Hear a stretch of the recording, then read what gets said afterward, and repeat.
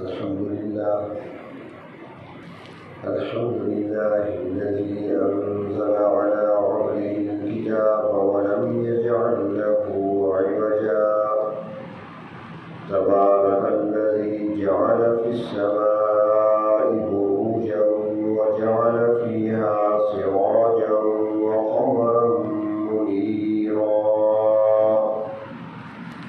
وأشهد أن لا إله إلا الله وحده لا شريك له وأشهد أن سيدنا ومولانا محمدا عبده ورسوله أما بعد فأعوذ بالله من الشيطان الرجيم بسم الله الرحمن الرحيم إنا أنزلناه في ليلة القدر وما أدراك ما ليلة القدر ليلة القدر خير من ألف شهر صدق الله مولانا العظيم مولاي صل وسلم دائما أبدا على حبيبك خير الخلق كلهم قابل احترام بزرگ و دوستوں، ماہ رمضان کا دوسرا عشرہ مکمل ہونے کے قریب ہے اور تیسرا اور آخری عشرہ رمضان کا وہ قریب آتا جا رہا ہے۔ رمضان کے مہینے کو اللہ تبارک و تعالی نے فضیلت عطا فرمائی۔ جہاں اس مہینے کی اور فضیلتیں ہیں،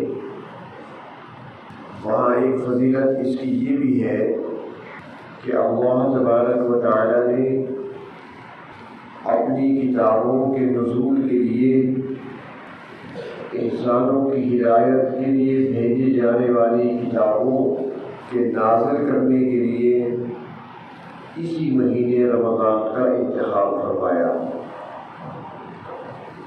تورات نازل ہوتی ہے تو رمضان میں، زبور نازل ہوئی تو رمضان کے مہینے میں، اور انجیل کو نازل کیا گیا تو بھی رمضان کے مہینے میں،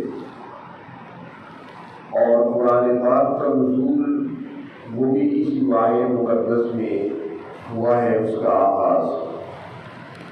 روایات میں آتا ہے کہ قرآن حکیم یہ اللہ تعالیٰ کا کلام ہے، اور کلام وہ ہوتا ہے جو اندر سے نکلتا ہے، اسے کلام کہتے ہیں۔ میں بات کر رہا ہوں تو یہ بات اندر سے آ رہی ہے، تو قرآن حکیم بھی اللہ رب العزت کا کلام ہے۔ حدیث شریف میں آتا ہے، لفظ آتے ہیں فخرج منہ، یہ اندر سے نکلے ہوئے الفاظ ہیں۔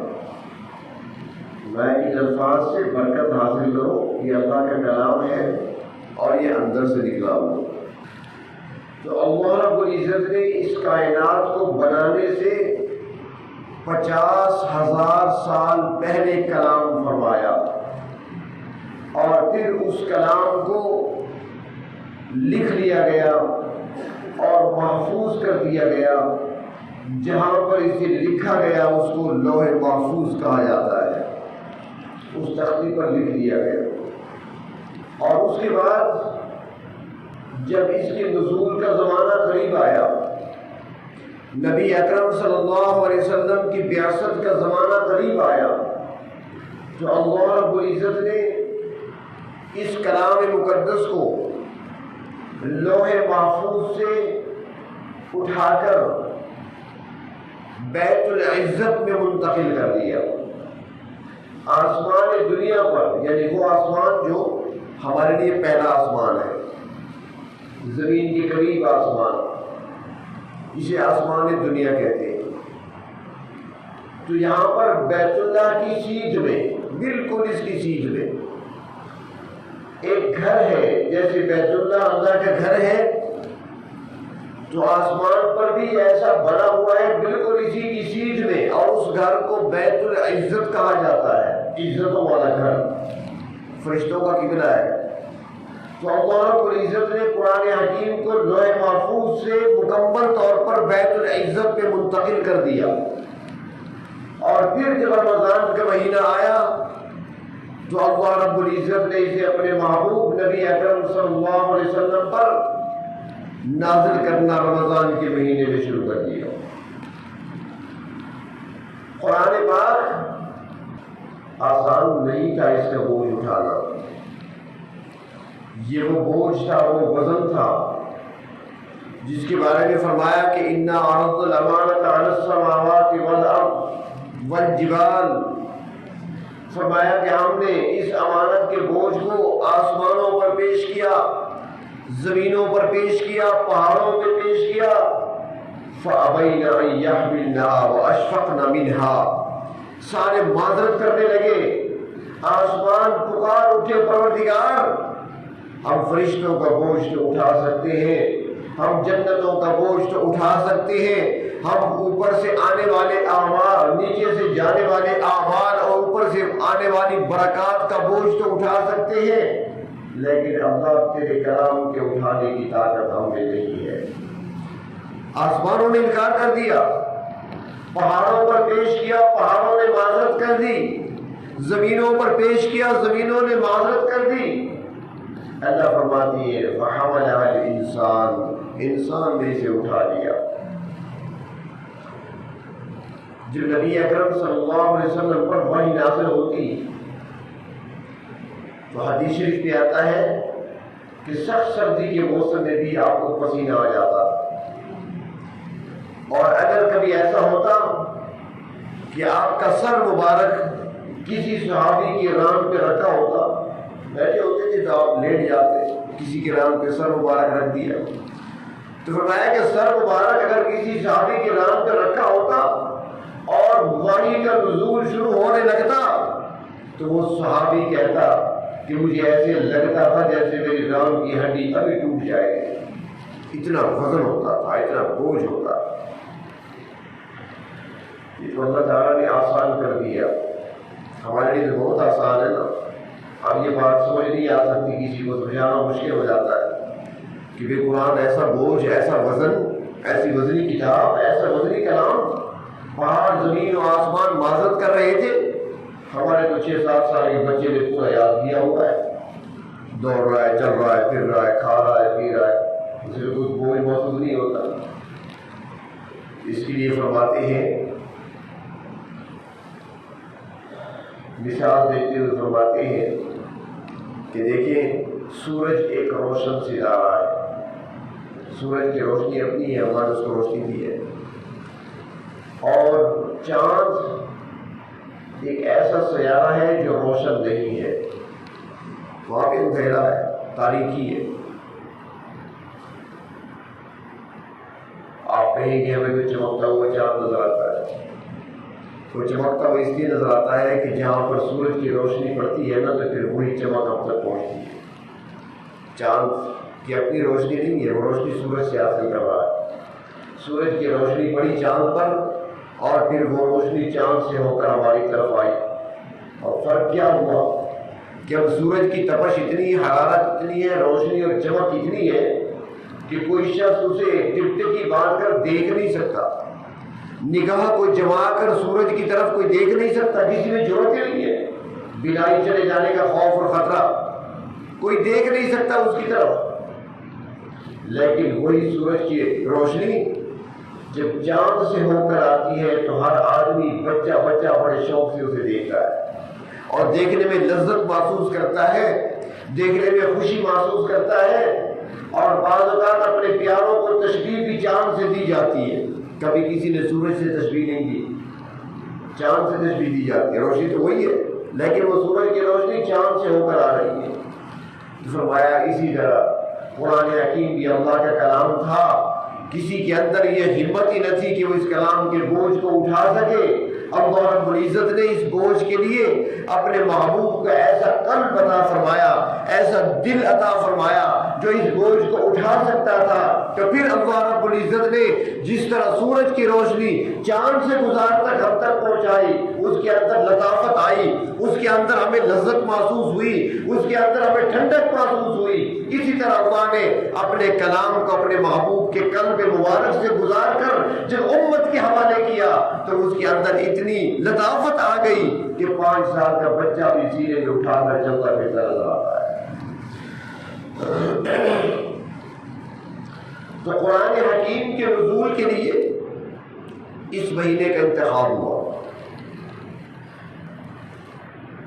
وحی نازل ہوتی تھی، مختلف اقسام وحی کی بیان کی جاتی ہے کہ نبی اکرم صلی اللہ علیہ وسلم پر جب قرآن حکیم نازل ہو رہا تھا تو وحی کس قسم کی ہوا کرتی تھی۔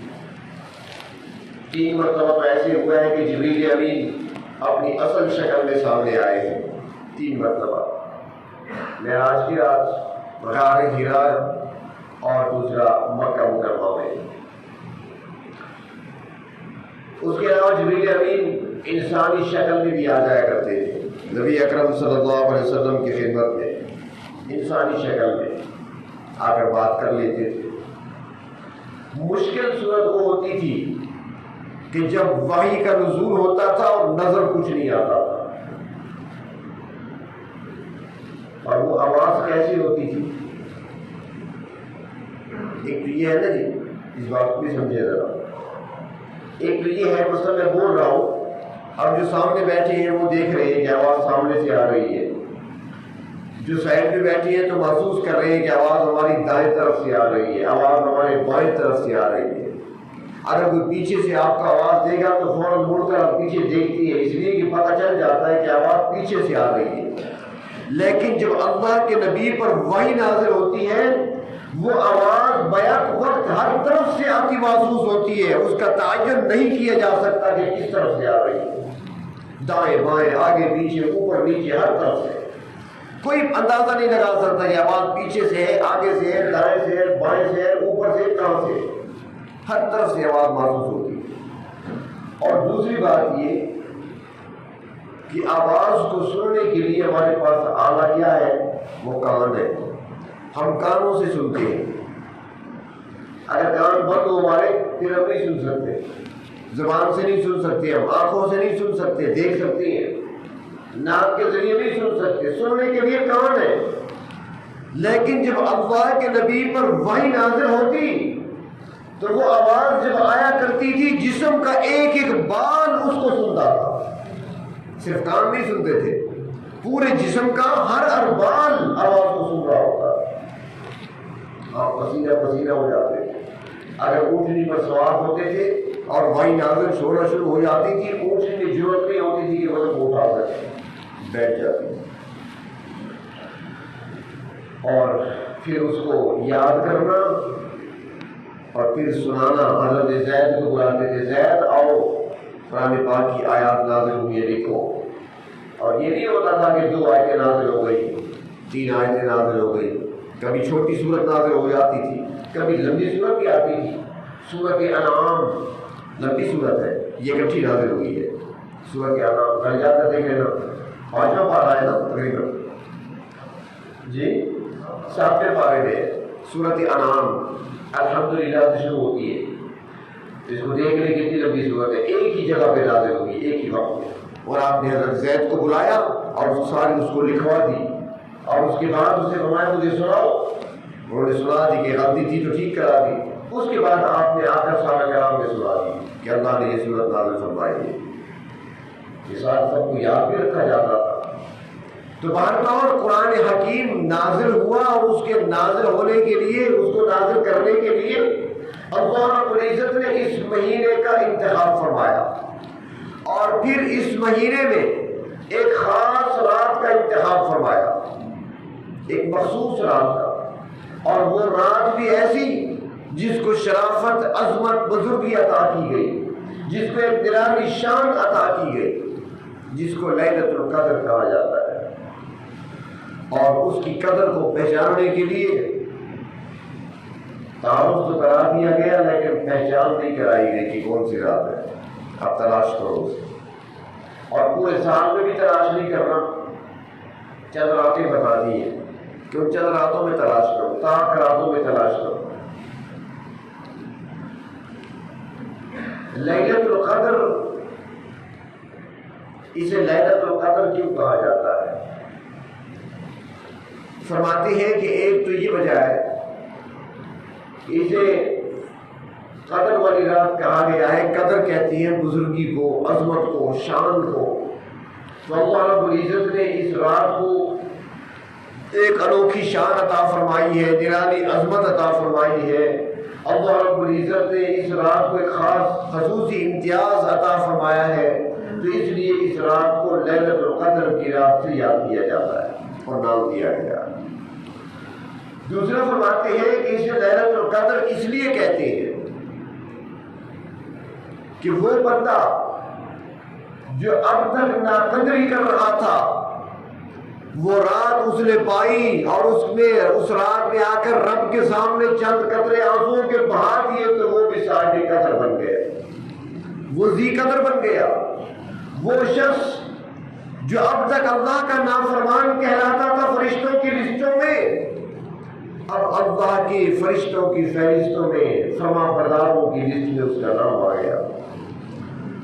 فرمایا اس رات وہ بندہ جو آیا اور آ کر بیٹھا اللہ کے سامنے دامن پھیلایا، پہلے اس کی نافرمانیوں کی وجہ سے اس پر لعنت برس رہی تھی، تو آج اس پر رحمت برس رہی ہے. فرمایا کہ اس کو قدر ملی، اس کو عزت ملی، اس کو عظمت ملی، اس کو شرافت ملی، اسے شان مل گئی، مقام ملا، مرتبہ ملا. تو اس لیے اس رات کو لیلۃ القدر کہتے ہیں. اور تیسرا فرماتے ہیں کہ اسے لیلۃ القدر اس لیے بھی کہا جاتا ہے کہ اس رات میں فیصلے بھی ہوتے ہیں کہ اگلے سال کون سے احکامات نافذ کرنے ہیں، اگلے سال کون کون سے احکامات نافذ کرنے ہیں. تو وہ جو احکامات اللہ کی طرف سے نافذ ہونے ہیں اگلے سال کی تو وہ سارے متعلقہ فرشتوں کے حوالے فہرستیں کر دی جاتی ہیں.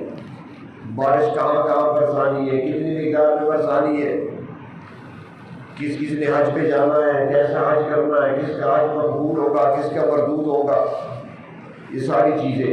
فصل کتنی ہوگی، کتنی اگے گی، برکت کتنی ہوگی، کتنی اٹھ جائے گی، یہ ساری چیزوں کے فیصلے متعلقہ فرشتوں کے حوالے کر دی جاتی ہیں. تو فرمایا چونکہ یہ سارے فیصلے اس رات ہوتے ہیں، تو اس لیے بھی اس رات کو لیلۃ القدر کہا گیا. اور ایک چوتھی وجہ بیان کی جاتی ہے، فرماتے ہیں کہ جب یہ رات آتی ہے، حدیث شریف میں آتا ہے کہ حضرت جبریل امین آتے ہیں اللہ کے حکم سے، فرشتوں کے ساتھ آتے ہیں. جبریل امین سدرۃ المنتہا پہ رہتے ہیں. سدرۃ المنتہا وہ درخت ہے جو عالم ملکوت اور عالم لاہوت کے درمیان واقع ہے. وہ عالم جو فرشتوں کا عالم ہے، وہ عالم جو اوپر کا عالم ہے، عالم بالا جہاں فرشتوں کی رسائی بھی نہیں ہے، اسے عالم لاہوت کہتے ہیں. تو درمیان میں ہے وہ درخت جسے سدرہ کہا جاتا ہے، اور وہیں پر فرشتے بھی ہوتے ہیں، اور خصوصاً جبریل امین کا ٹھکانہ بھی وہیں پر ہے. بہت بڑا درخت ہے، چھوٹا سا نہیں. آپ کے تصور میں کمرے میں لگا ہوا چھوٹا سا پودا آ جائے گا.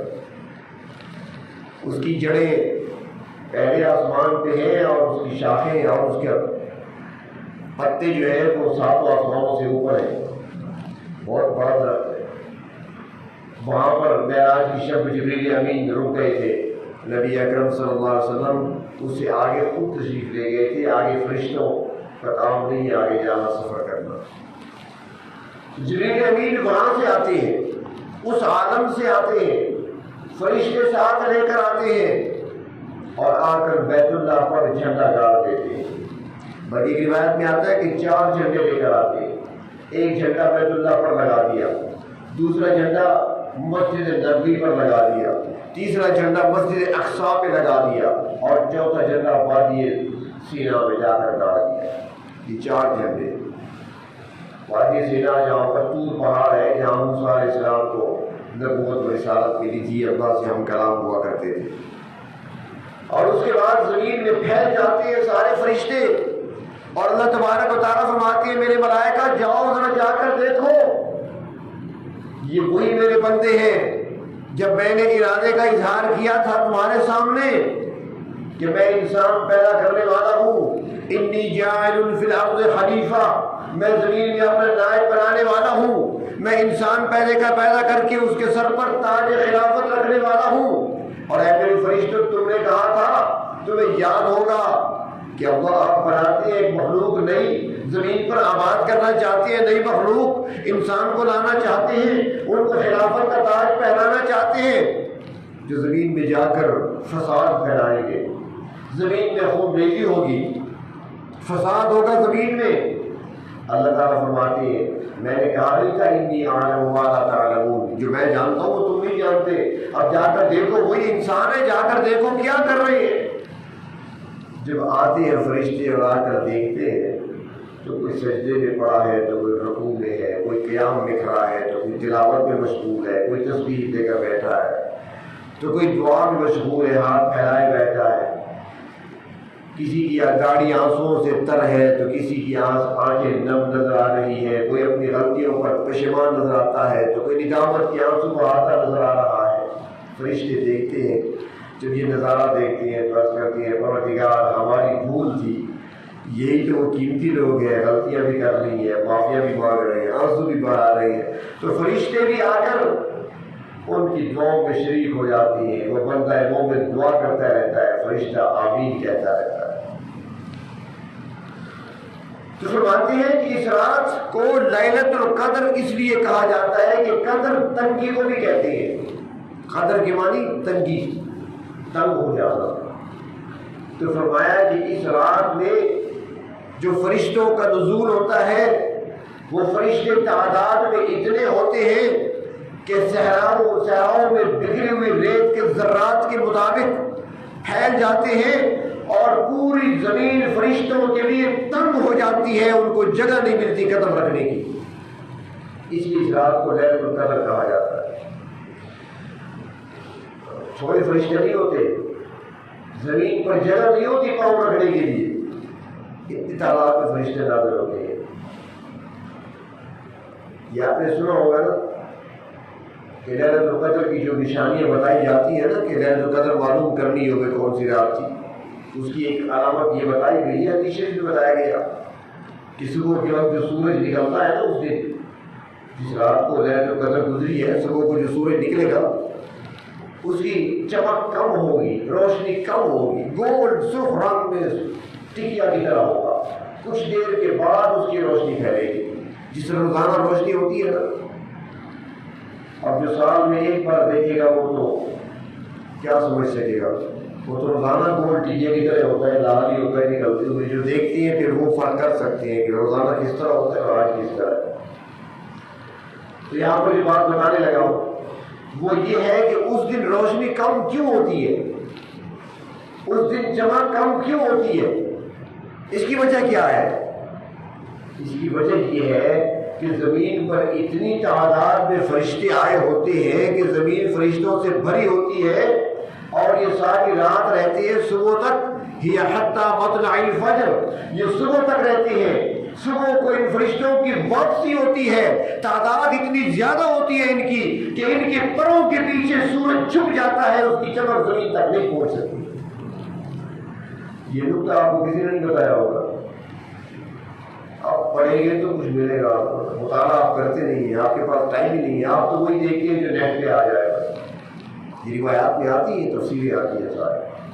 تو بہت فرشتوں کا نزول ہوتا ہے اس رات اور دعاؤں پر آمین کہتے ہیں، جبریل امین مصافحہ کرتے ہیں، ہاتھ ملاتے ہیں، فرشتے ہاتھ ملاتے ہیں، لیکن محسوس وہ کرے گا جو جتنا اخلاص کے ساتھ اللہ کی بارگاہ میں کھڑا ہوگا۔ کر لیتے ہیں لوگ، محسوس کرنے والے کر لیتے ہیں، لیکن اس کے لیے چند شرائط ہے۔ وہ سب اچھا آج کل غسل کیا جا سکتا ہے، غسل کر لیا کرے مغرب کے بعد یا عشاء کے بعد، غسل کر لیں، کپڑے صاف پہن لیں، خوشبو لگا لیں، تھوڑی لگانا، اتنی تیز بھی نہ لگائیں کہ آس پاس کی جنات کو پتہ چل جائے، پھر آپ دم کراتے پھریں گے۔ ہلکی پھلکی خوشبو، عود کی خوشبو اللہ کے محبوب صلی اللہ علیہ وسلم کو پسند تھی، ہلکی خوشبو لگا دیں۔ اس کے بعد جو رات ہے وہ رات اللہ کی عبادت میں گزارے، سگریٹ اگر استعمال کر رہی ہے تو خوب مسواک کریں، پیسٹ کریں، منہ صاف کریں تاکہ بو نہیں آنی چاہیے، منہ سے بو نہیں آنی چاہیے۔ اور جو قرآن پاک کی تلاوت کریں ذوق سے کریں، محبت سے کریں، نماز میں جو تلاوت ہو۔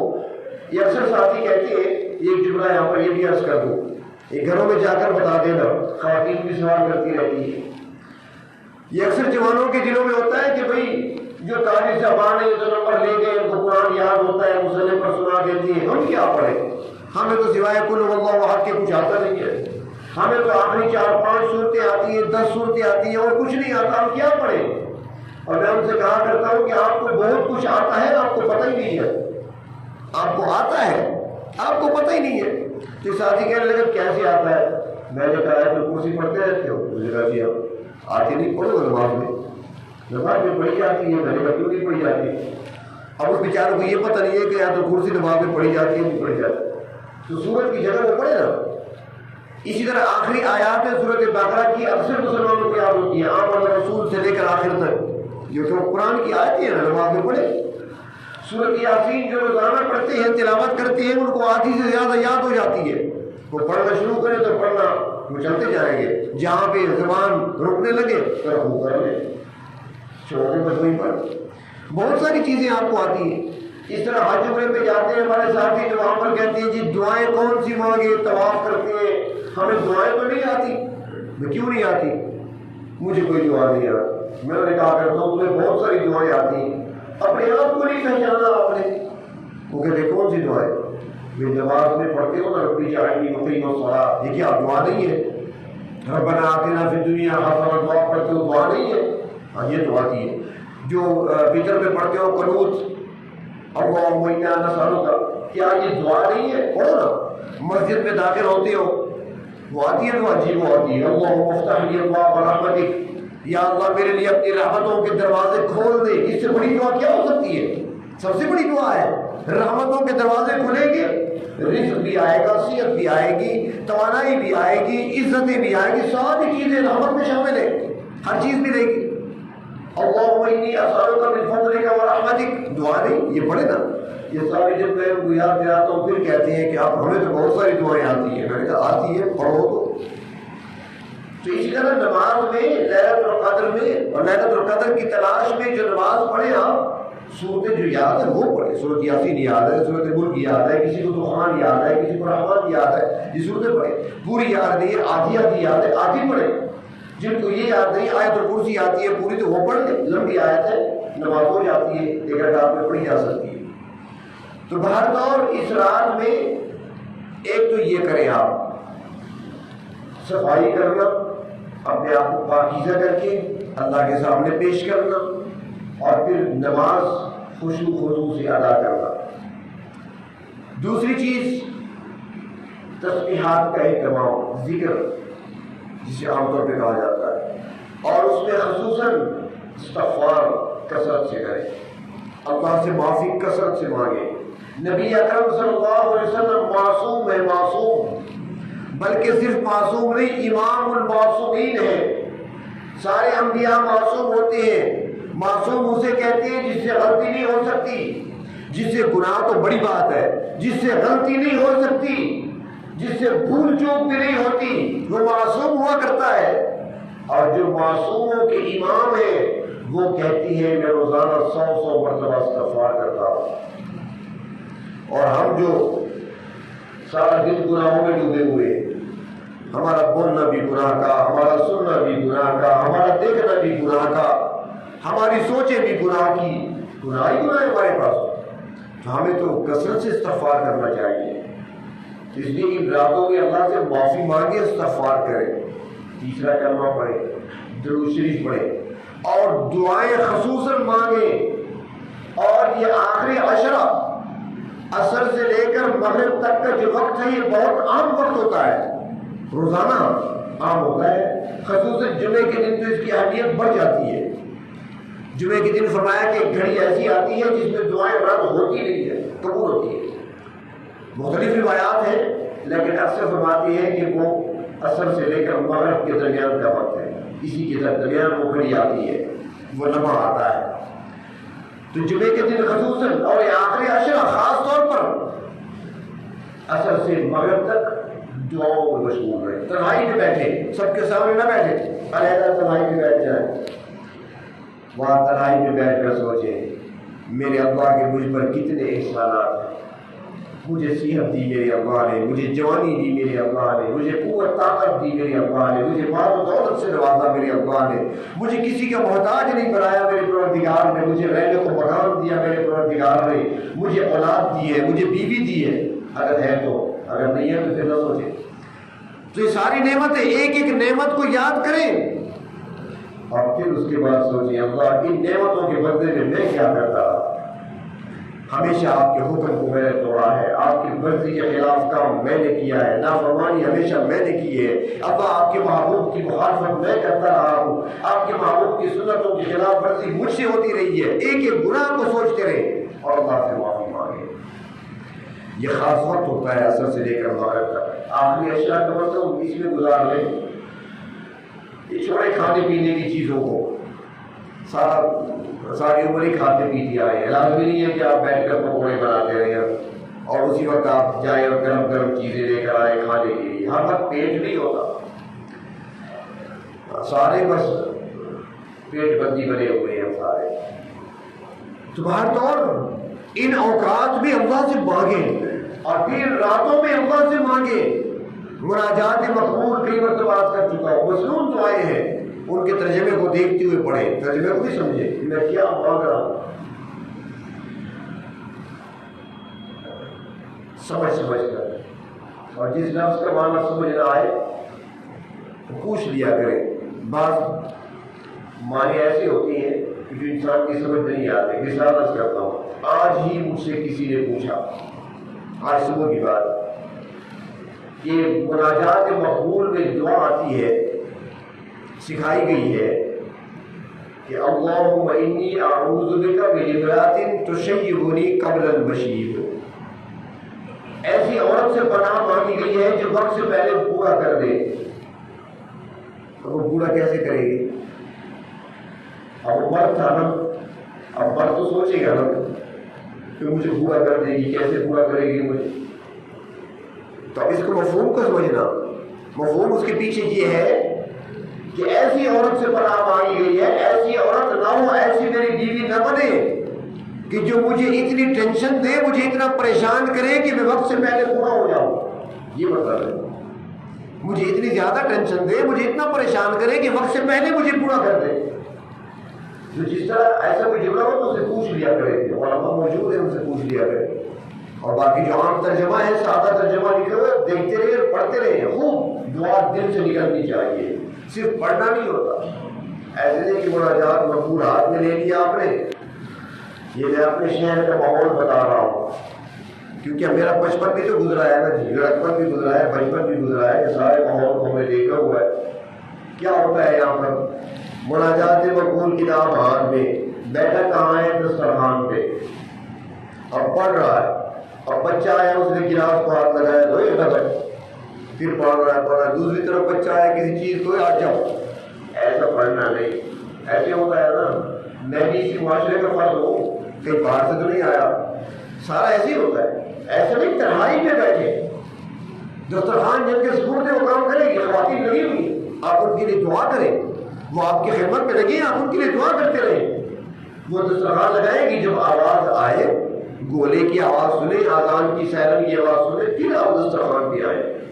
اور ایک بات یاد رکھیں کہ جو افطار کے وقت دعا کی قبولیت کا وقت ہوتا ہے نا، وہ یہ سارا لمبا چوڑا وقت نہیں بتایا گیا، یہ خاص وہ آخری وقت ہے جب آپ نوالا منہ میں ڈالتے ہیں، یہ خاص وہی وقت ہے قبولیت کا وقت، جب کھجور کا دانہ ہاتھ میں ہے، گولے کی آواز آپ نے سن لی ہے، اب آپ نے کھجور منہ میں ڈالنی ہے، اس موقع پر جو جملہ منہ سے نکلے گا قبول ہو جائے گا، وہ چاہے اب ایک جملہ ہو، اللہ مجھے معاف کر دے، معافی مل گئی، اللہ مجھے رزق میں برکت دے دے، آ جائے گی برکت، اللہ میرا سارا قرض اتار دے، اتر جائے گا، اللہ میری اولاد کو سادے بنا دے، بن جائے گی انشاءاللہ۔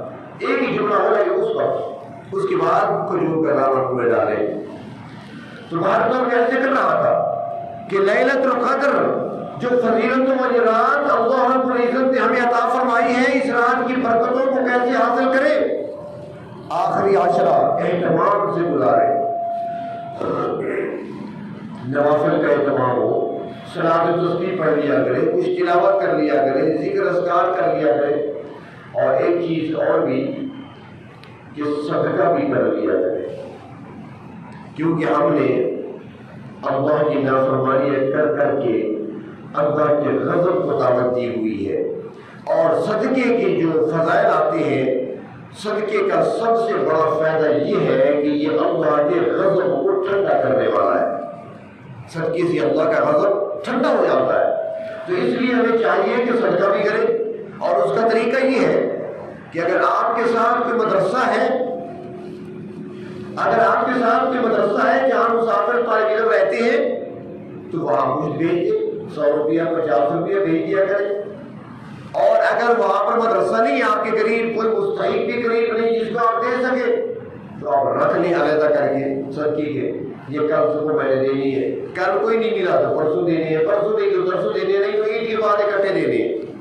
تو یہ جو 10 راتیں ہیں نا، ان 10 راتوں میں جہاں عبادت کریں وہاں روزانہ صدقہ بھی نکالیں، چاہے جتنا بھی ہو، 100 ہے، 50 ہے، 20 ہے، 10 ہے۔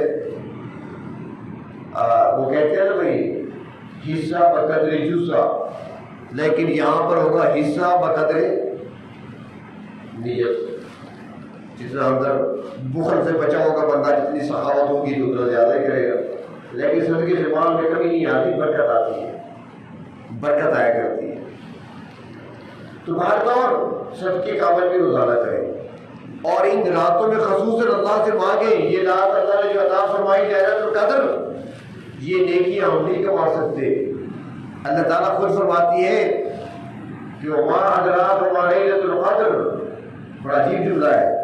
پہلے فرمایا کہ بے شک ہم نے اس قرآن کو لیلۃ القدر میں نازل کیا، پھر فرمایا وما ادراک ما لیلۃ القدر، اور تمہیں کیا معلوم کہ لیلۃ القدر کیا ہے؟ بڑا عجیب جملہ، بڑا عجیب جملہ ہے، یعنی اس بات کی اہمیت کو واضح کرنے کے لیے بتایا جا رہا ہے کہ تمہاری سوچ نہیں پہنچ سکتی وہاں تک۔ لیلۃ القدر کتنا بڑا مقام رکھنے والی رات ہے، تمہاری سوچ ہی نہیں پہنچ سکتی، تمہیں کیا خبر کہ وہ کیا ہے؟ فرمایا لیلۃ القدر خیر من الف شہر، فرمایا کہ ایسی رات ہے جو 1000 مہینوں سے بہتر ہے۔ الف شہر، 1000 مہینے۔ اب 1000 مہینے اگر حساب کریں ان کو سالوں میں لے آئے تو 83 سال 4 مہینے بنتے ہیں، اور ہماری اس امت کی جو عمریں ہیں وہ 60 سے 70 تک حدیث شریف میں آتا ہے، اوسط عمر 60-70 کے درمیان، بہت کم ہے جو آگے بڑھ جاتے ہیں۔ تو 83 سال 4 مہینے کی عبادت کا ثواب پروردگار عالم عطا فرماتے ہیں ایک رات میں۔ اس امت پر کتنی مہربانی ہے، ہر ایک کو نوازا گیا، ہر ایک کو نوازا گیا۔ کوئی بندہ کہہ سکتا تھا میرے پروردگار میں تو غریب بندہ ہوں، مجھے دنیا میں غریبی میرے حصے میں آئی ہے، میرے پاس غربت ہے، میرے پاس فقر ہے، میرے پاس کچھ نہیں۔ اللہ یہ امیر لوگ حج کرنے جاتے ہیں، عمرہ کرنے جاتے ہیں، یہ حرم میں جاتے ہیں، مکہ مکرمہ پہنچتے ہیں، بیت اللہ پہنچتے ہیں، اللہ وہاں پر ایک نماز پڑھتے ہیں، آپ ایک نماز کا ثواب 1,00,000 کے برابر عطا فرماتے ہیں۔ پھر وہی لوگ مدینے جاتے ہیں، مسجد نبوی میں نماز ادا کرتے ہیں، ایک نماز کا ثواب وہاں پر 1000 نماز کے برابر ملتا ہے۔ اللہ میں غریب ہوں، میں تو اس ثواب سے محروم رہ گیا، میں تو حج پہ نہیں جا سکتا، میں عمرے پہ نہیں جا سکتا، میں حرم کی نماز نہیں پڑھ سکتا، میں مسجد نبوی کی نماز نہیں پڑھ سکتا، 1,00,000 نماز کا ثواب نہیں کما سکتا۔ اللہ نے فرمایا میرے بندو، میرے محبوب سے نسبت رکھنے والوں، وہاں نہیں جا سکتے، غربت ہے، فقر ہے، اپنے گھر میں ہو، ایک رات تو عبادت تم کر سکتے ہو، ایک رات عبادت تم کر لو، 1,00,000 کیا میں 83 سال کی عبادت کا ثواب دے دوں گا۔ گھروں میں عطا کیا جا رہا ہے، نوازا جا رہا ہے کہ محروم کوئی نہیں رہے گا، ملے گا سب کو۔ اب وہ غریب بندہ ہے، اس کی زندگی میں اگر 20 مرتبہ لیلۃ القدر آ گئی تو حساب لگائے، 30 مرتبہ لیلۃ القدر آ گئی تو حساب لگائے، ہر سال 83 سال 4 مہینے کا حساب۔ اور اس میں یہ بھی عرض کروں کہ ضروری نہیں ہے کہ ساری رات ہی آپ نے جاگ کر گزارنی ہے، نیند آ رہی ہے، نیند کا غلبہ ہے، آنکھیں بند ہو رہی ہیں، غلطیاں ہو رہی ہیں، قرآن پاک کی تلاوت نہیں ہو رہی، بار بار جو ہے نا وہ آنکھیں بند ہو رہی ہیں، آپ بیٹھے ہوئے ہیں کہ لیلۃ القدر ہے میں نے جاگنا ہے. نہیں، ایسا نہیں. جتنا آسانی سے کر سکتے ہیں اس کو پہلے یوں سمجھیں. مثلاً لیلۃ القدر ہے تو ان 10 راتوں میں نا. اب جو 10 راتیں جاگ لیا تو اس کو مل گئی. جس نے ان 10 راتوں میں عبادت کر لی ہے تو اس کو مل گئی، وہ اس نے پا لیے، چاہے اس کو پتہ چلے چاہے پتہ نہ چلے. تو اس میں یہ ہے کہ اگر اس نے اس رات ایک پارہ قرآن پاک کا تلاوت کیا، ایک پارہ، اور وہ رات تھی لیلۃ القدر کی، تو ثواب کیا ملے گا کہ گویا وہ 83 سال 4 مہینے روزانہ رات کو ایک پارہ تلاوت کرتا رہا. یہ ثواب ملے گا، اس کے کھاتے میں لکھا جائے گا. اس طرح اس نے بیٹھ کر ایک تسبیح درود شریف پڑھ لی، ایک تسبیح استغفار پڑھ لی، تیسرا کلمہ پڑھ لیا. اب اس کے اعمال ناموں میں لکھ دیا جائے گا کہ 83 سال 4 مہینے تک یہ 3 تسبیحات یہ پڑھتا رہا ہے. جتنا ثواب ان پر ملے گا نا وہ سارا لکھ دیا جائے گا. تو جتنا بھی آپ کر سکتے ہیں اتنا ہی کریں، لیکن اخلاص چاہیے. سب سے پہلی چیز عقیدہ، ایمان ٹھیک ہو، عقیدہ درست ہو. عقیدے کے بغیر عمل کوئی قابل قبول نہیں ہوتا. تو پہلی بات عقیدہ درست، دوسری بات نیت ٹھیک ہو، اخلاص کے ساتھ بیٹھے، اللہ تبارک و تعالیٰ کی رضا حاصل کرنے کے لیے اور ثواب کے حصول کے لیے بیٹھے، اور پھر اللہ سے مانگے، اللہ کے سامنے جھکے، اللہ کے سامنے ندامت کی آنسو بہائیں اور قبولیت کی ساعتوں کو لوٹ لیں. فرشتے دعاؤں پر آمین کہنے کے لیے حاضر ہو جاتے ہیں. اگر کوئی معلوم کرنا چاہے نا کہ کیا فرشتے میری دعاؤں پر آمین کہہ رہے ہیں کہ نہیں، وہ اندازہ لگا سکتا ہے. حدیث شریف بتایا گیا کہ اگر اس دوران رونگٹے کھڑے ہو جائے، جسم پر کپکپی طاری ہو جائے، دل میں رکت پیدا ہونے لگے اور مسلسل آنسو بہنا شروع ہو جائے، تو سمجھ لیجیے کہ اللہ کے آئے ہوئے فرشتوں نے میری دعاؤں پر آمین بھی کہہ دیا ہے اور قبولیت کی گھڑی آ گئی ہے. آپ نے جو مانگ رہا ہوں قبول کر لیا جائے.